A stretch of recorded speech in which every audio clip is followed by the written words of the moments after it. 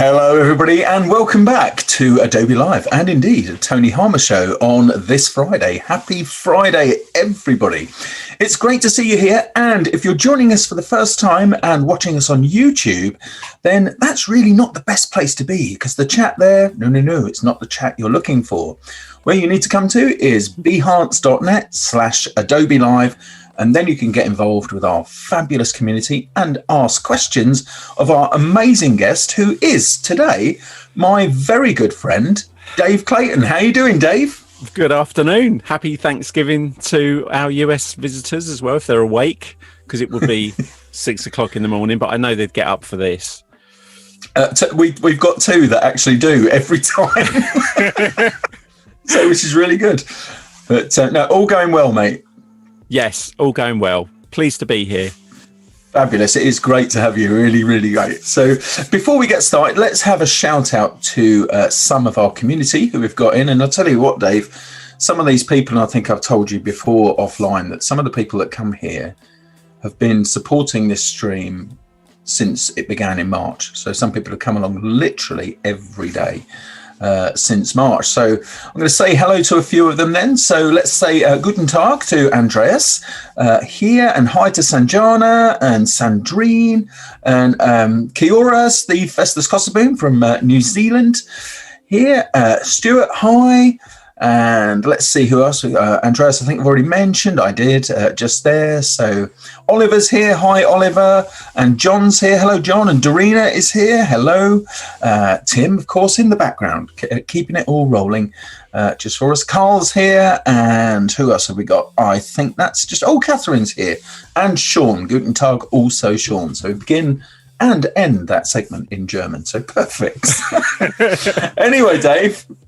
For people who've never, ever met you before, let's first of all introduce yourself. How would you like yourself to be introduced? Oh, I'm a man who wears many hats, all of them large. I have the second biggest head in my family. They're all big hats. I would say I would always go by my day job. So my day job, I'm thankful to be working for Astute Graphics, who make Adobe Illustrator creative tools and plugins, and have done since around 2006. So my day job there is I'm training manager. So my role is to create as much and all of the training we do for our customers and the industry. And I go to events and help kind of evangelize Astute Graphics there. So I'm a training manager and a community manager. Then second to that, I call myself a graphic designer. I've been doing it for as long as computers first came into my life one way or another. And bizarrely, the first thing I got into was desktop publishing before I got into any photo manipulation. So being that I can teach InDesign now, which I've done for Kelby One, I just recently did for Adobe Max. And here today for the first time teaching InDesign. So it's kind of my first love. So my second part of my job is I'm an instructor, author, writer, just something I really enjoy doing. Having gone from being a designer working with clients, it's now quite nice to teach it and pass on the expertise and knowledge. And I've learned from your good self, Oh, thank you. That's what the industry's for. And you've podcast. Don't forget your podcast. Oh, yeah. Podcast. Yeah. See what I mean? Many hats. A podcast called He Shoots, He Draws. Well, actually, two podcasts. The main one is He Shoots, He Draws, which is myself and originally co-host was Glyn Dewis, who a lot of people may know. And now it's Alan Hess, who's also a photographer. So he shoots, he draws. I'm the one who draws. But also there's a secret special every once in a blue moon one called the Vectogenarians, which myself and Mr. Harmer actually throw out once in a while whenever we can get round to it. We do. If you want to hear us two giggling like a pair of kids, which is what we are really. But we love talking about the industry, and that's what I love about both of them. And random stuff. Yeah. I mean, I think on He Shoots, He Draws, I think we had something like 30 of this year's Adobe Max speakers had been on the show. So lucky that we get to talk to the... That's around about 2%. Yeah. of this year's. Anyway, Dave, what are you going to be sharing with us today? Well, today I'm going to be covering something that is quite similar to my day job. So because we make plugins for Illustrator, this session is going to be what I did at Adobe Max, which is scripts for InDesign. Now, before I go into that, if you are new to InDesign or even intermediate to expert, one thing that you'll find is you always think you know everything, and then the next day you learn something new. So today I'm going to show some scripts that I've discovered and some that I use in InDesign. That some are quite basic and very kind of, I just does a job quick, and some are quite creative, which I think when you know they exist, they help you go, oh, I could actually make a thing using that script. If you're ever stuck on InDesign and you ever need a book to help you, I am going to plug it. It's called How Do I Do That in InDesign, which came out earlier, the beginning of 2020. What a year to launch a book and promote it, eh? But I know the book tour was amazing. It was fantastic. Yeah, I zoomed around the country. But if anyone wants to get it at Rocky Nook, if you use the code Clayton40, you'll get 40% off it, and it's also available on Amazon. But it's a good one-page how-to if you're stuck on something, and I do cover scripts at the back of that, but that's just like a little handy guide to always have on your desk. But I think it's a great intro guide. I think you really nailed thank that. Thank you. And I did have some help from Mr. Harmer as well, so I appreciate that. Let's not mention that. He got no money for it, but hey, it gets my love and respect, which is priceless. Which is worth much more. That's priceless. Anyway, Dave, go on, take it away, and we'll see if the community have any questions for you. In fact, we've already got Stuart Fickling saying we need more InDesign streams. True. Yes. True. I think so too. Yeah. So yes, if they've got their questions, they'll pop them in, and I'll just interrupt you randomly, Dave. Oh, please do. Same as normal. So obviously with scripts, the first place to go if you want to learn about what scripts are and what they do is to go to adobe.com. Go to the InDesign page. I can't quite put the link out here, but this is where you'll get to if you go to the InDesign scripting page. And you've got InDesign. I'm using InDesign 2021.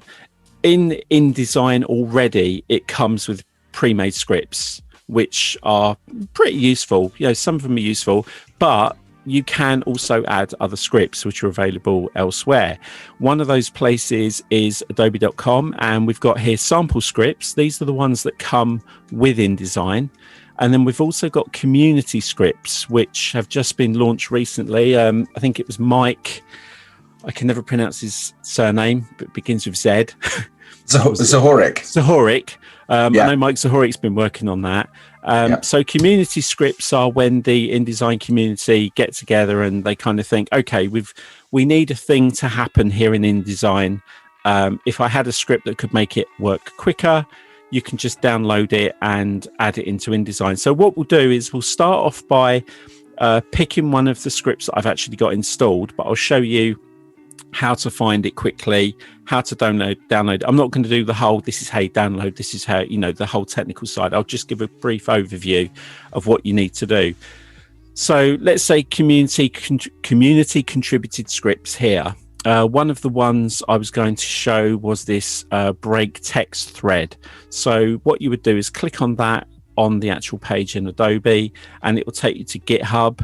Now, if you're not familiar with GitHub, it's just a place where files are stored. So for this particular one, I would say go to File, click on that, and obviously there's a license and a README file, but I know what we're going to do. So I would just right click this, download linked file as. I'm going to save it into my Behance Live folder. Yep. And there we go. And then if I come up here to my Behance Live folder and just drag this out, this is a little bit of a pain. I don't know why it does this, but you get this HTML suffix. So you actually have to go in and just remove that. I don't know if it's just my Mac that does it, but you say use JSX, which is JavaScript. So there's our plug. There's our script that we've downloaded. Now, to get that into InDesign, I'm just going to move this out of the way, and I'm going to move. Oh, before we move the website, so we've obviously got the Adobe site. There's also a really cool site called Ridoken, which also has InDesign scripts paid for and free, and also our good friends at Creative Pro that we both know, David Blattner. There's some really cool stuff on there that David and Mike cover, but let's just pull that out of the way and come into InDesign. So for your scripts panel, what you need to do is go up to Window, come down to Utilities, and open up the scripts panel here. So we've got this open, and then if you expand it, you can see we've got, now Tony, you can answer this question because I've never got the answer for it. We've got application scripts, we've got community scripts, and we've got user scripts. So like in this user one, I'm not going to cover this one today because it's quite in depth, but I've got this calendar wizard one that I downloaded. That's in my users. And then I've got these community ones that we've got added. Now, one question that I do get asked, and I never really know the answer, other than I only use JavaScript because I know it's universal, is what is the difference between AppleScript and JavaScript? Well, AppleScript is platform specific, but there are some people who write. So there are some things that the Mac operating system can do that the Windows operating system can't do, and vice versa. Right. So, so if you worked in AppleScript and you wanted to, bring different system events in, for example, you'd use that. Yeah. Okay. But most of the time, for most things, JavaScript is cross-platform, as you correctly identified, and just use those. Yeah. Now, another question I was asked as well with things like Photoshop actions is, can I just make these myself then by creating an action? It's not really an action. It is a very specified. It's got logic. Yes, exactly. Yeah. So it's better to find somebody who can write them. And if maybe you're using InDesign professionally and you've got a problem you come up against, I'd suggest finding someone who does make scripts and ask them to make it for you. And then it'll be a very specific script that you can use. So we've got application scripts and we've got community scripts. So just for example, this one here is break text thread. Now I've got 3 text frames here, and you can see they're threaded because I've turned that on. I can see it. If for whatever reason maybe I didn't want those to be threaded, we've downloaded our break text thread version. So what we're going to do is let's throw that into community. So we'll right click. Now you can see I've got break text thread already installed, but what we would do is right click community folder and reveal in Finder. And then let's pull that down here. What that's going to do is open the scripts panel. We'll double click and open that. Let's just put that into a list view. Now you can see I've already got it installed, but what I would do is come over to where I downloaded it. I would click and drag it into this folder, and then it would be installed in the scripts panel. So in fact, let's just go ahead and delete that. Let's move that to bin. Password 1. Password 1. So actually password, and then let's just drag that into there. Let's authenticate that again. One thing I love about a Mac is you have to put a password in for your password every single time. So we've got this installed. At a system level only, that's the thing. Yeah. So let's move these out of the way. So come back over to here, and you can see we've got this break text thread version 1.01. Now, this would be interesting because I was running the previous version. So let's see if this works, because this could be our first success or a failure. So all I would need to do is I've got my text, my 3 threaded text here. So just going to select that, and I'm just going to double click this, and I'm going to get a JavaScript error. Fantastic. The first one we do is the one that I tried to install and show. I wish I hadn't done that now. Don't worry. Let's just go back. Hang on. Let's just. I'm not going to be able to go back. Just while you're finding that bit, Dave. There's people talking about scripting, finding that really interesting. There's a guy called John on here who's very excited about the scripts, including a calendar script. Yeah, there is the calendar wizard script, which is a massive dialogue, but does produce some good results. JSX, is it also Mac compatible? Sandrine asked a little while ago. I actually answered that. So yeah, it is, as did Sean. And John's saying there's a tracer log available which outputs every move you make in Photoshop. That's right, there is. In Photoshop, you can actually have an event listener which carries on and does all of that. That would be nice in InDesign to have that. And I think that there's something called the configurator, which some people in the community might remember. Cool, yeah, I remember that. Do you remember that? You could create your own panels for InDesign and Photoshop.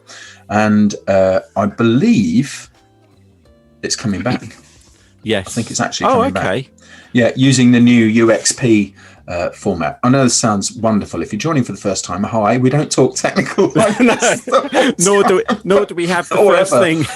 It's been extensively tested, and I decide at the last moment to place a new one. I've put the old one back in. Let's try this again. So just rewind. So we've got this break text thread. I've got my three. So I'm just double click that.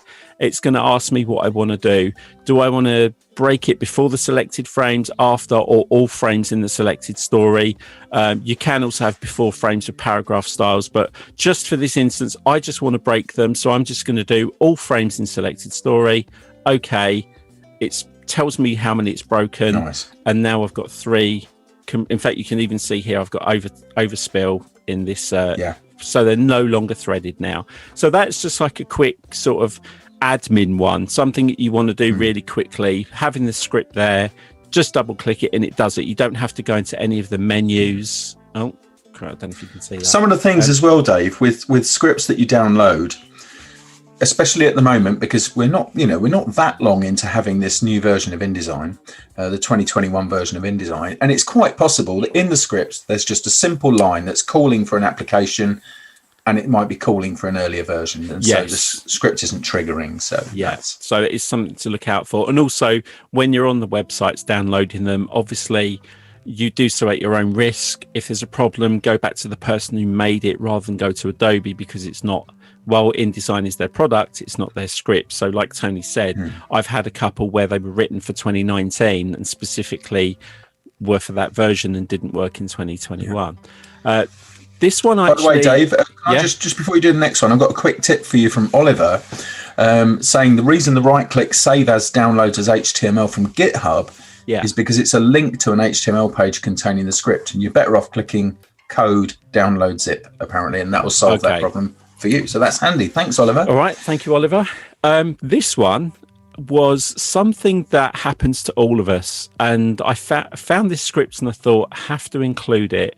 Now it's got a really weird name. It's called dump pasted images, which sounds odd, but the reason I wanted to show this is because this is something I'm sure a lot of people have had and suffer from, and that's where somebody creates an InDesign document and they paste the images into the document rather than have the images in a folder placed into the document, and then you have links when you open the document up. So I've got these images here that I got off the Adobe website. If I just come over here to the links panel, and what would normally happen is I would, in fact, let's go over to this one quickly. You'll see here I've got links to these images because they've been placed. If I come back over here and click on these images, they exist in the document, but there's no links for them. And what I want is to be able to export this document and have these images linked and saved. So what this script does, which is brilliant, is you just double click. Let's just select the images. There we go. And we're just going to double click on this. It's going to ask me, where do I want to save these pasted images? So I've got a folder here called linked images. So I'm going to open. It's going to ask me what format. So I'm going to say JPEG. It's going to create links. So I'm going to click OK. And now what it's done is it's now created and placed those images as linked files, which means now if I export this document and package it up, I can now export the images with the file. Whereas previously you would have had errors and warnings and not be able to do stuff with these images. As a result, also your InDesign document will be more stable because it's not carrying around a load of binary that it doesn't really need to have in there.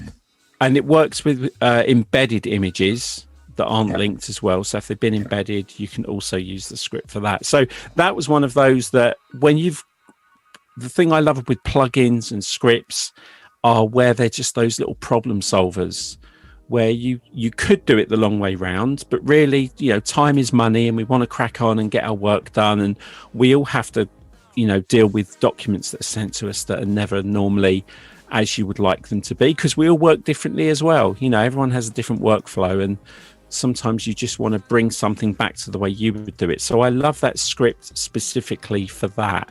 So that's dump pasted images. I think I got that off Raducan website. I think that was where I got that one from.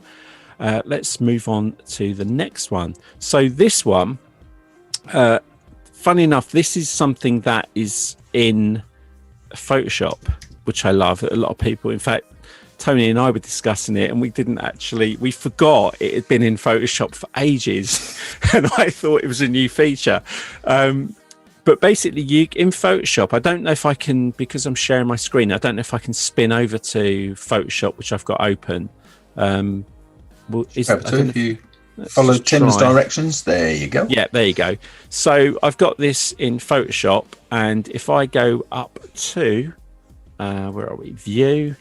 If I do new guides from shape, click that, what it's going to do is create guides in the document around the bounding box of this shape, which is really handy if you've not done your guides yet and you want absolute guides for whatever you've placed on the document. So if we come back here to InDesign, similar kind of thing here. I've placed two different size shapes in my document, and what I want to do is add guides onto the document. The shapes are going to be the primary source of where these guides are going to go.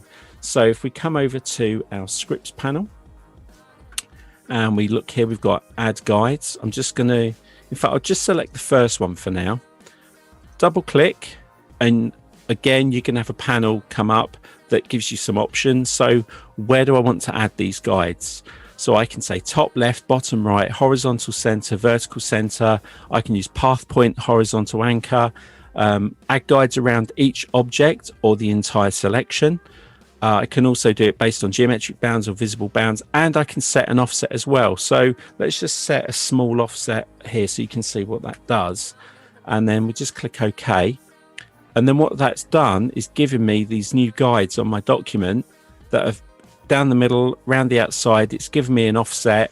And then if I wanted to do the same for this, I can just click that, keep the same. In fact, let's take out the horizontal and vertical center, and we won't put an offset, and click OK. And there you can see I've got additional guides for the lower one. So now I could use this to start adding more content, but it's a really quick way of, I could drag these guides out. I could have dragged the guides out at the start and placed the image into the guides afterwards, but sometimes we just get on and do work and forget to create an efficient workflow at the beginning, so the script can kind of get you out of trouble if you want to do it afterwards. So again, it's another one of those quick, that's really useful, I wish I'd done that at the start, and that's how a script will really help if you wanted to do that after you've placed. And it works with images, objects, anything that's on the page, it will create a guide around it. Yeah, that's really useful. Yeah. A quick question for you from Catherine, who says, this is brilliant. Is there a script that finds hidden images you can't find when you're packaging for print? Do you know of one? I seem to vaguely recall there is one, but it sounds like it should exist, because I know like in Illustrator, you're able to find like maybe images that have been accidentally turned down to 0 opacity, but are in the document. I would imagine there's possibly something like it, but it's not one I've used or discovered yet. The other one is, of course, people who've put them distantly away on the pasteboard. And the answer for that is just to quickly scan the links panel. If you see anything that says PB next to it, that means it's out on the pasteboard. So not functional. I've actually created documents where I've accidentally pulled something away, and when I've saved it as a PDF, and when you look at the PDF, it's actually not the size of the document, and you scroll and you see this rogue little piece of text or something off to the side. But I'll let's move on to the next one, because I've got half an hour left. So this one, image catalog. again, this is one of those where, of course, you can do it manually if you set up your document at the start, but also for some users of InDesign who, are still finding their feet and learning, one of the things you can do is create an image catalog. And in fact, there's another script I'm going to show you that's another good way of doing this. But this one was, I wanted to create like a contact sheet of images to maybe send to someone to sort of say, which of these do you want to use? They're all Adobe stock images. And what I wanted to do was just create this quick image catalog without spending too much time on it. So let me just pull these out of the way so I can get to my folders. There we go. There's my images. Right. So what I'm going to do is delete all of this. And what I want is to create that layout on my document using some images from a folder that I've got that are from Adobe stock. So I could go and, create a frame, come over here, start to drag out a frame, and then just drag them across and make a bunch of them if I want to do it quick and easy. But for this particular script, we're going to go to add guides. No, not add guides. Where are we? Image catalog. So we're going to come down here to this one called image catalog. And what I'm going to do with a blank page. Now, this is a weird one because I've got a document open and you would think this would work with the document that I've got open. It doesn't. It actually creates a new document. So just be aware of that. So if I double click on image catalog, then what I'm going to do is go to my images. So I'm going to go to office images. So let's come over here and sorry, wrong one. Assets, and go to my office images. So these are the images that I want to put into my document. So I'm going to click OK. It's going to ask me how many rows I want, how many columns. There's some offsets. You can also have some fitting options. Now, one of the little things with some of these scripts is just occasionally it's great because it does one thing, but it sometimes doesn't do the thing you think it will do.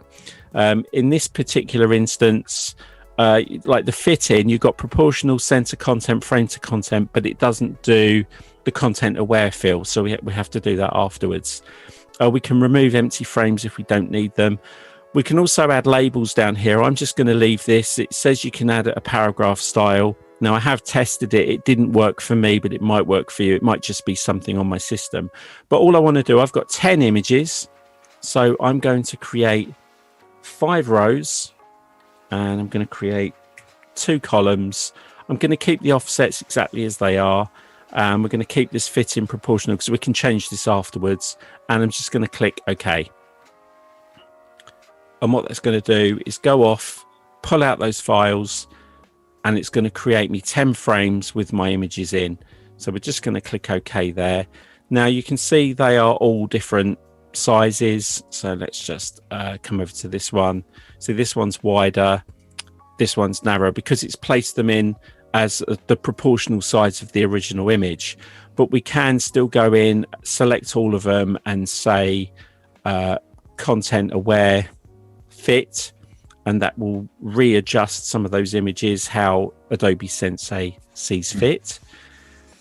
And if you want to, if you come over to the layers panel, you can see here we've got all the images placed. In fact, I've got double the amount there. That's very odd. I don't know why that's happened.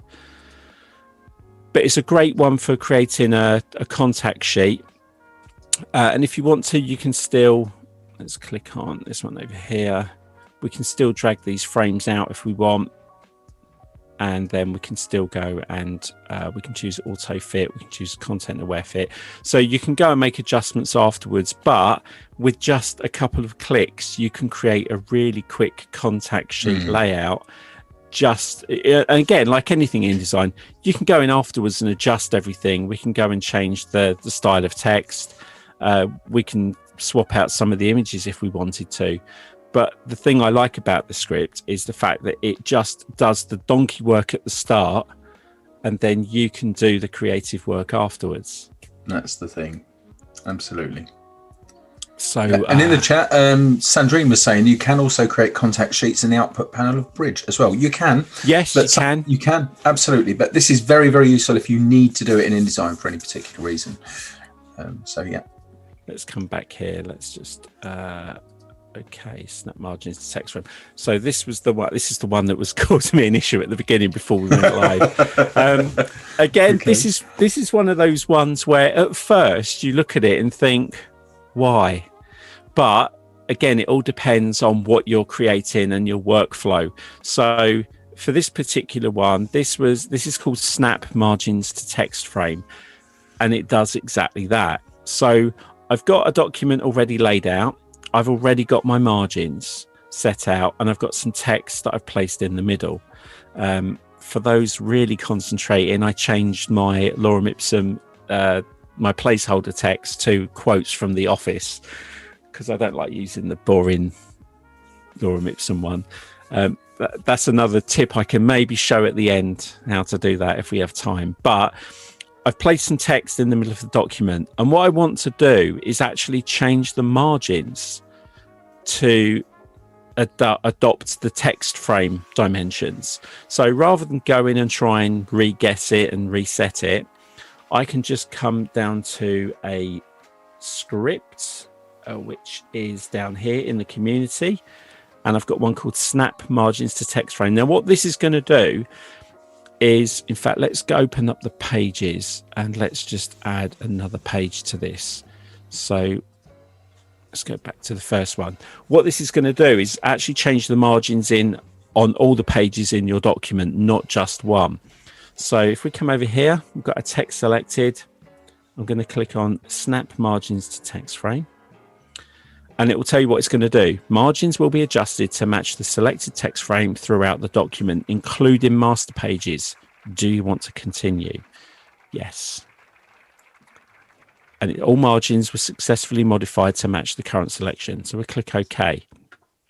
Now, it looks like you can't see anything, like nothing's happened. They've just vanished. But if I just drag the text away, you can see now that the margins of the document are where the text was. So we've got that fitting exactly snapped in there. And if we come to the second page, you can see, while this one's got columns, the margins have still adopted the text frame size. And if you want to, we go back to the first one. Let's say we want that just to be a little bit long. Oh, I know why, because I've got object, text frame options, auto size. Let's just turn that off. Okay, so if I just adjust the size of my text frame and go back to snap margins to text frame, okay,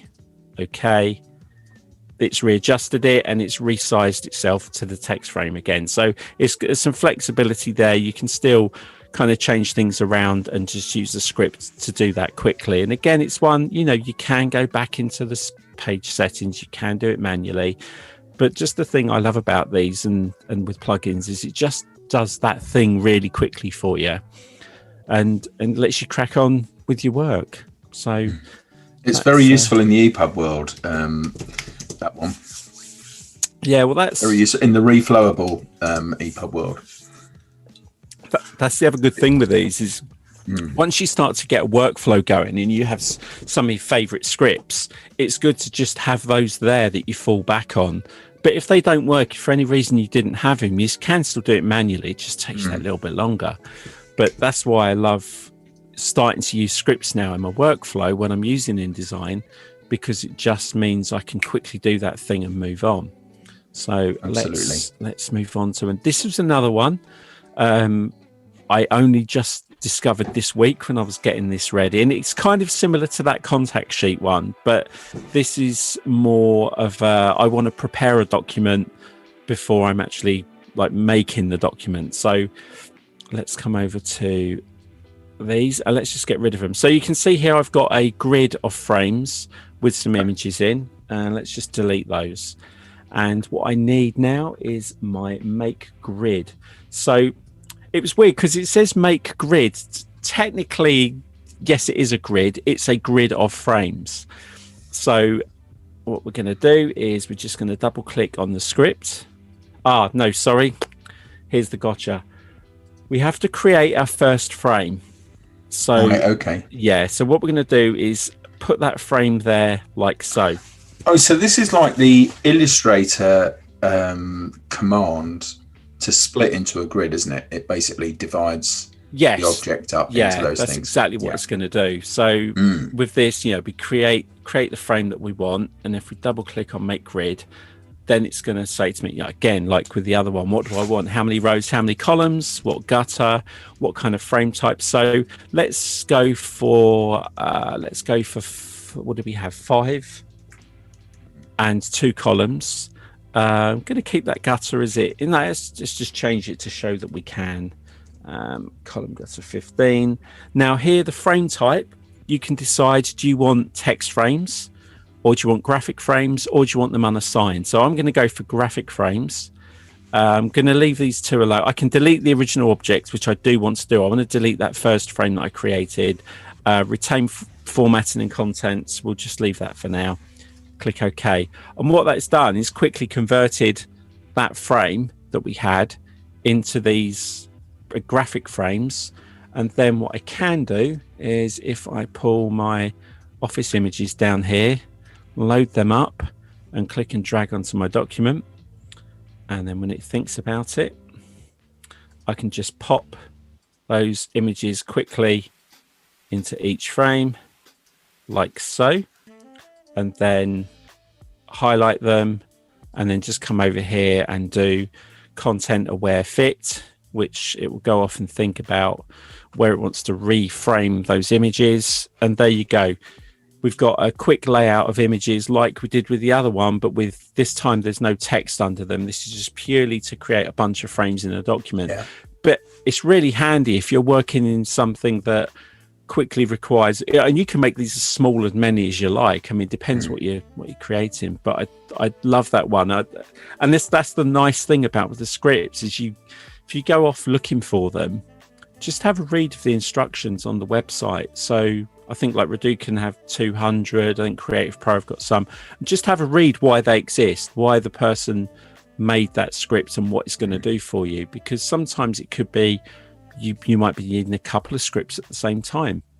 But I love stuff like this because as a graphic designer, I tend to be creating more visual things than maybe someone who's working with text and doing a lot of text work, like putting a book together. But I now I've got these, I'd be more inclined to take on work if somebody says, oh, can you make me a catalogue of images? And I go, I don't know, that's going to take a really long time to lay out.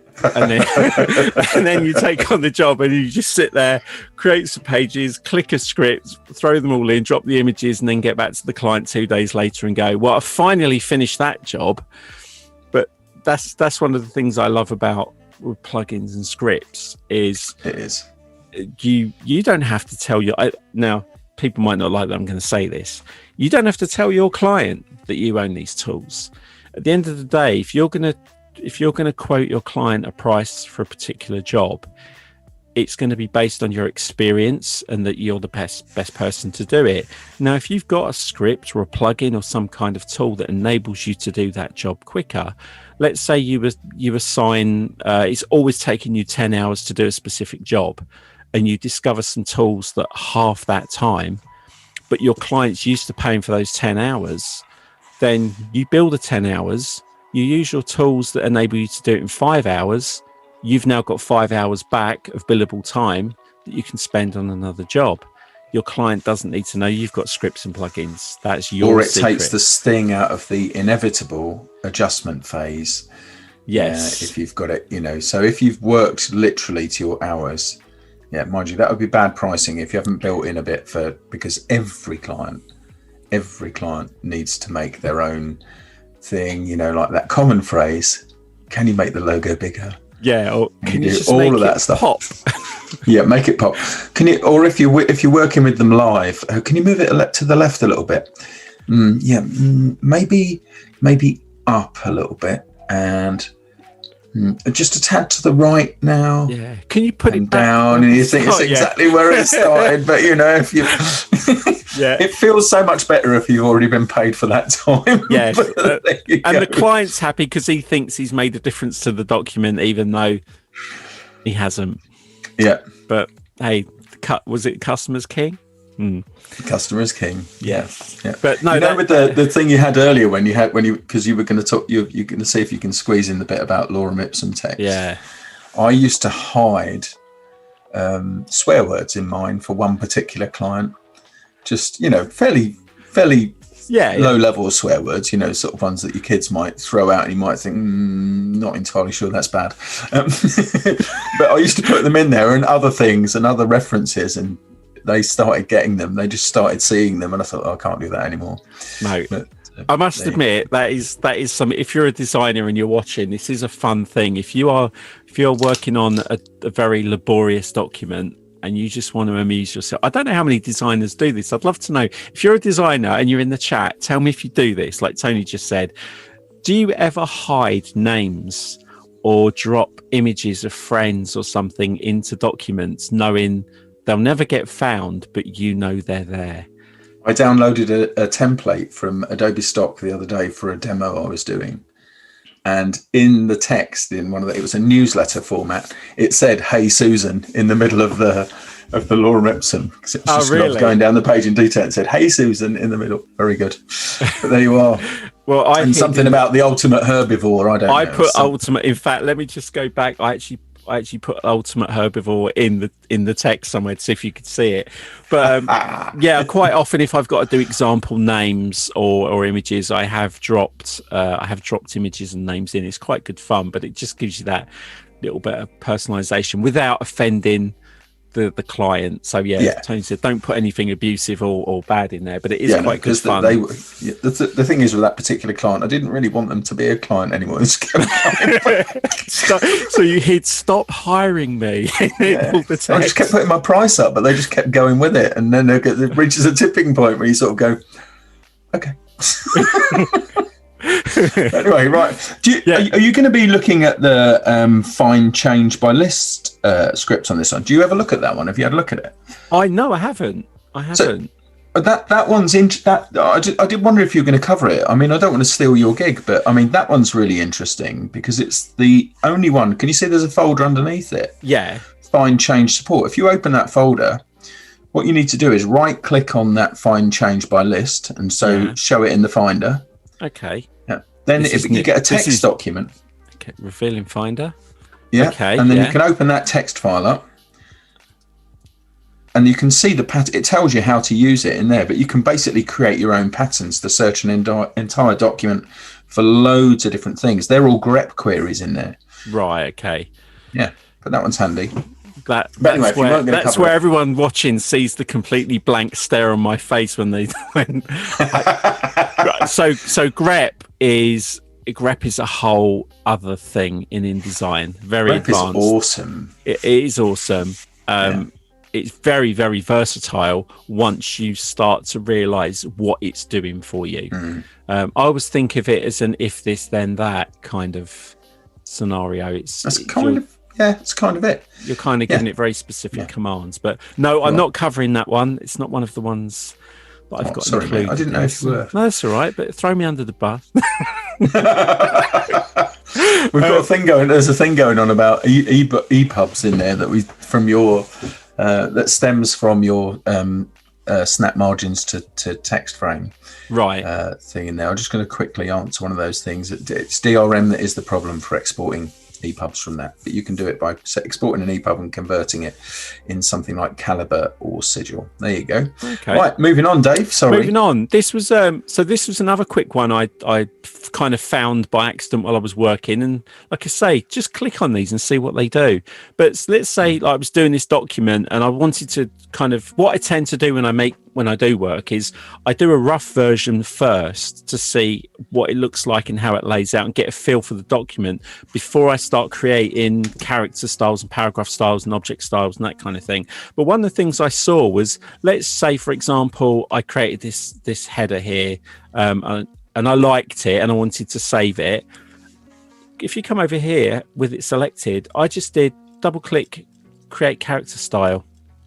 Oh, sorry, no, you've got to highlight the text first. Highlight the text, double click create character style. I'll just call that header. Header text for now, and click OK. And I can carry on working. If I come over here to my character styles, you can see here header text is the one I just created, and double click on it, and you can see the color was the magenta and the character. So it just took exactly what I had there and saved it for me quickly as a character style so that I could carry on working. But it's quite good because you can go into character styles and click, and create new character style. But I just like, because I had the script panel there, I can quickly go, oh yeah, I want to save that. Just double click, saved it, job done. I can go back to that later and deal with the sizes and everything.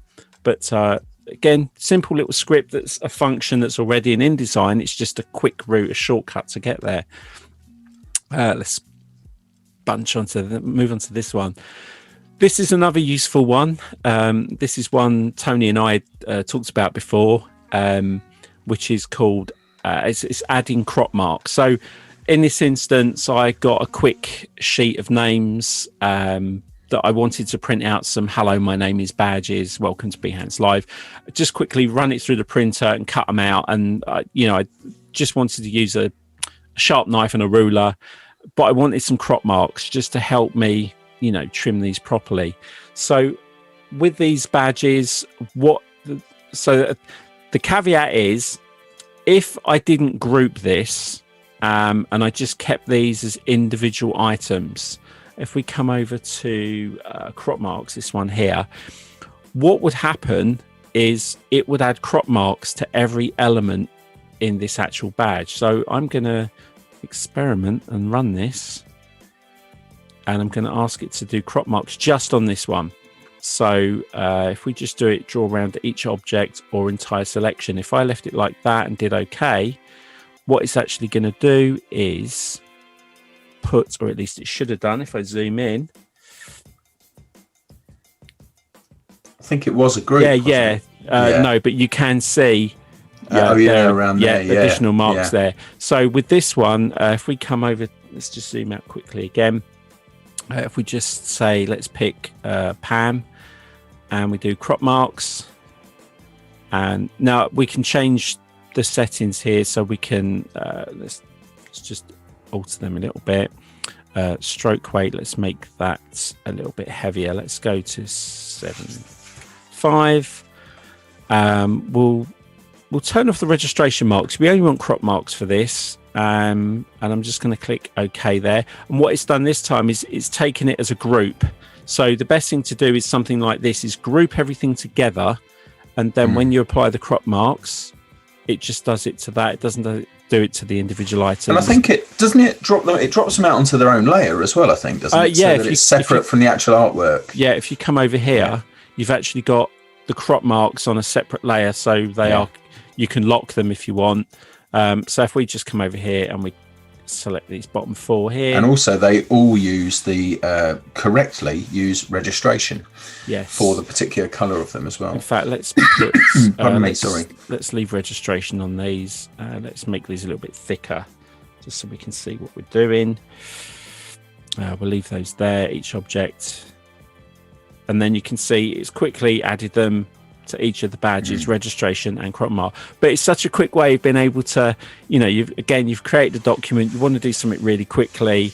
This is just going to be really handy for cutting it out. But just a click on a script, a couple of settings that you can kind of fine tune it, click OK, job done. If you were having to do this another way, it would just take a little bit longer. But again, scripts save the day. You can get the job done, move on, and bill your client. So let's see what we're doing for time. 10 to 1. What have I got left? Okay, so right. So my last one, then we can take some questions.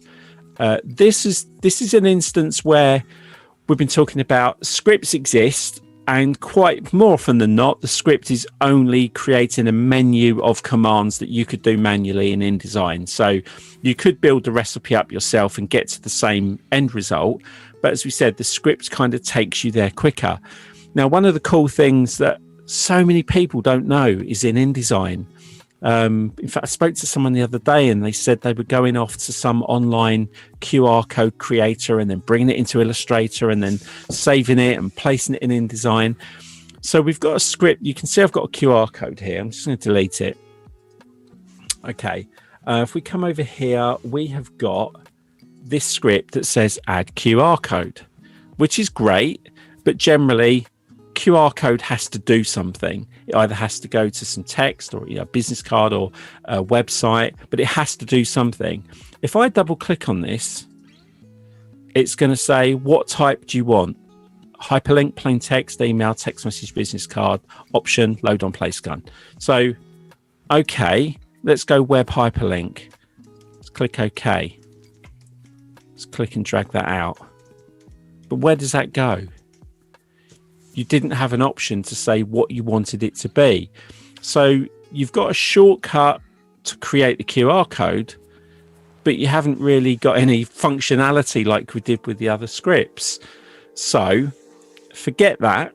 Well, no, we'll leave it on the page at the moment because it does actually link to what's already in InDesign. In InDesign, we've got objects. Now here we've got edit QR code because it knows that one exists. So if we just click on that, we can see here that we can actually edit what's there. But if I cancel that, delete it from the script, and then come back and go object, now I can generate a QR code. So we get our box up that we can decide what we're going to do. I'm going to do a web hyperlink. We'll just do www.adobe.com.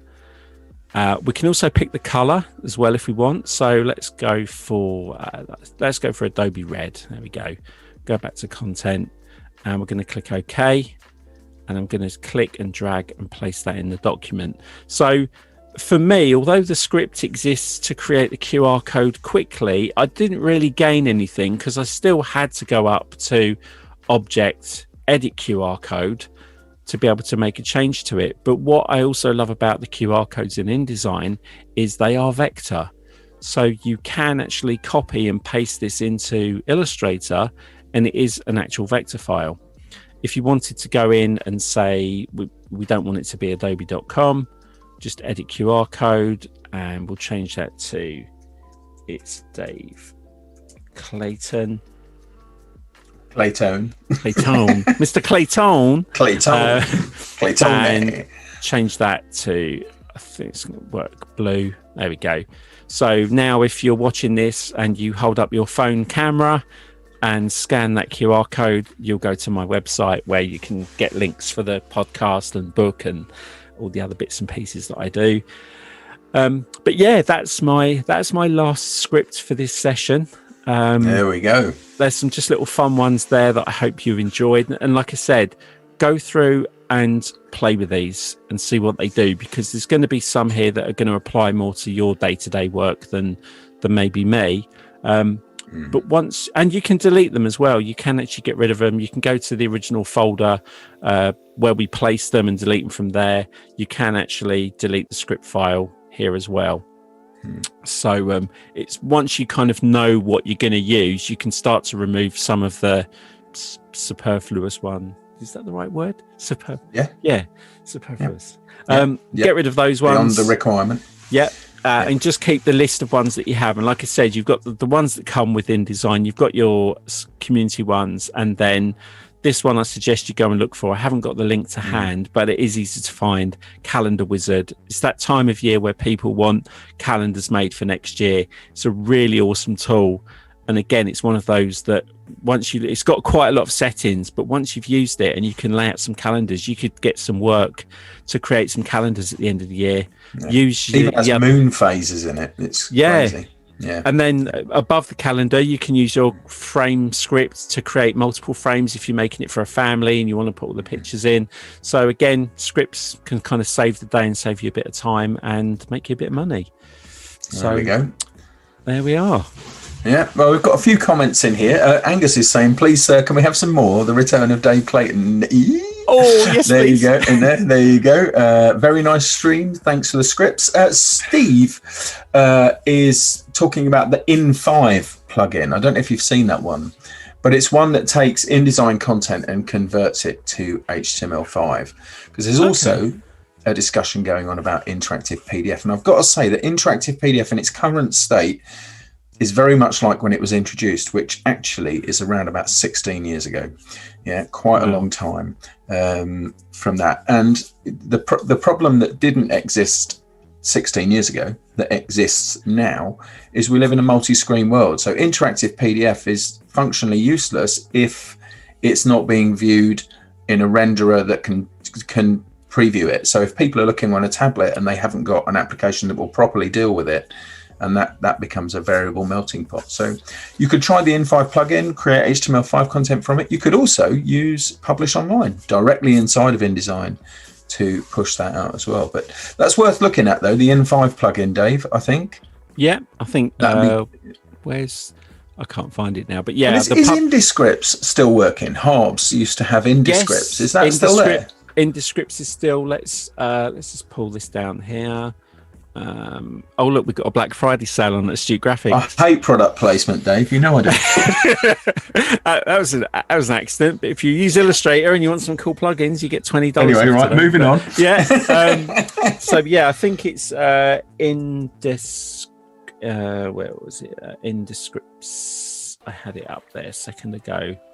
InDescripts.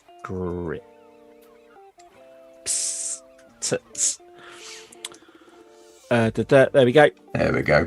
Yeah. It's still up to date because there's some stuff in here from September and Harbs November. is a genius. He's absolutely incredible. And there's also John Tamaxi as well, who contributes to that. He's another. And I think Vasily Hall. These are all scripting legends in this particular world. So yeah. Just to cover again, we've got the InDesign page, which is. If you just go to the product page and or type in the search bar InDesign scripts, it'll take you to this page, and you've got all the information you need there for them. There's also, let's just close the GitHub, the Redoken one, that's got a lot of content in there. So if you're looking for a particular kind of script here, so let's have a look, images, it will take you to what the script is, the link to take to the script. Like I said, they're third party. So, you are going to have to test some of these and make sure they work on your version of InDesign. And you are going to have to contact the creator if there's an issue with them. And then obviously Creative Pro, which also has some great InDesign, which used to be InDesign Secrets, but it's now moved over to creativepro.com. Yeah. So some good content there. So, always search around and like with anything, download it and play with it and see what you can get out of it, because that's how I've discovered some of the tools that I use. There's some qualified people out there like Mr. Tony Harmer, who's got a very good YouTube channel, Design Ninja, that's got some great InDesign classes on as well. Got to throw you a bone. Going on today, actually. Thank you very much, mate. People have really enjoyed this. So thanks ever so much, Dave, for joining us. I think all of the questions are kind of been answered by the community or by you as you've gone along. Don't forget, everyone, by the way, you can join us after, or you can all chat after, on our very own Discord. Tim's just popping that into the chat for you now, so come along and join there.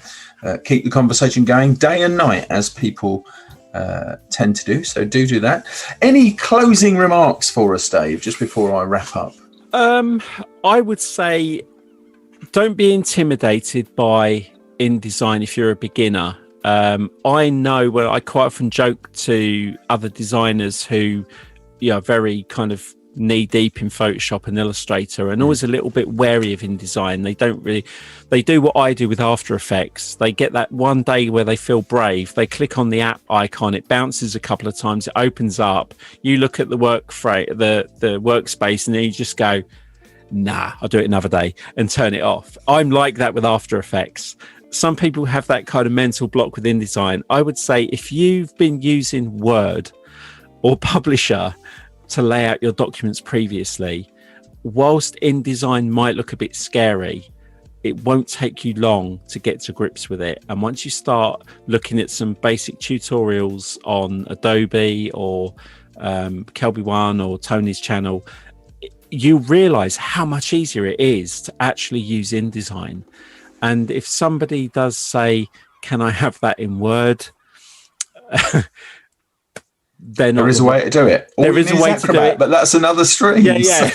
You can save it as a PDF and then save it out as Word. But no, if just take a couple of hours a week with an app like InDesign and open it up and watch a couple of tutorials, and you will find that it's actually, for me, it's the most versatile tool, because go out to the shops, go anywhere, and most stuff you'll see that's in print has probably been designed in InDesign, and Photoshop and Illustrator have added, the content to it. But ultimately, it's laid out. Is the layout tool. I think it brings it all together. Yeah. It is. And if you're stuck, get a book. There we go. Well, next week we've got Joe Allen with us on Monday. On Tuesday, you won't want to miss that, because it's our festive challenge with Sophia and Emma. Our Emma is here on a stream on Tuesday. Fantastic. We've also got Hazel Mead coming along with Rachel Presky, lovely Rachel, and lovely Hazel for that matter. On Thursday, we've got a fireside chat with Sophie Emmerich and Annika Bunag. And on Friday, some guy called Tony Harmer with an amazing illustrator called Julia Seeger from Germany. I've heard those two are good friends as well, so incredible. Thanks again, everybody, for joining us. Do come along and join in the Discord. Dave, thanks ever so much, and I'm sure we'll see you again at some later point. All right, take care. Cheers, everyone. Bye-bye. Bye, everyone. Take care. Have a great weekend.